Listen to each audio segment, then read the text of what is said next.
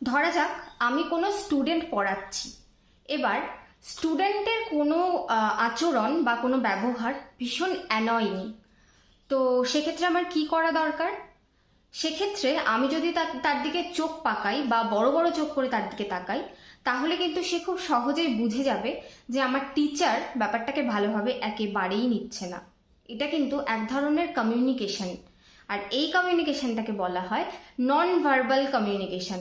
যেহেতু টিচার এবং স্টুডেন্টের মধ্যে একটা কমিউনিকেশন প্রসেস তৈরি হলো, কিন্তু টিচার কিন্তু স্টুডেন্টকে কোনো রকম মৌখিক বকাঝকা হোক বা কোনো কথা কিন্তু টিচার মৌখিকভাবে বলেনি। টিচার একটা চোখ পাকিয়েছে এবং সেখান থেকেই স্টুডেন্টের কাছে ওই মেসেজটা চলে গেছে যে টিচার এটাকে ভালোভাবে নিচ্ছে না, কাজে আমাকে এটা বন্ধ করতে হবে। এটা হচ্ছে নন ভার্বাল কমিউনিকেশন।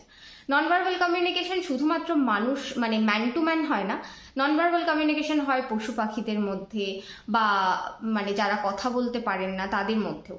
কিভাবে হয়?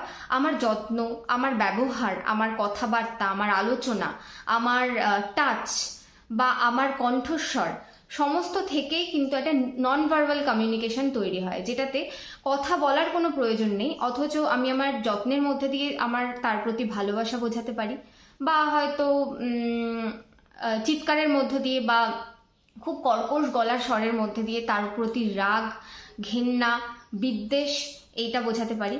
তো সবসময় যে কথা বলেই কিছু একটা বলার প্রয়োজন হয় তা কিন্তু না, কথা না বলেও অনেক কিছু বোঝানো যায়, আর সেটাই হচ্ছে নন ভার্বাল কমিউনিকেশন।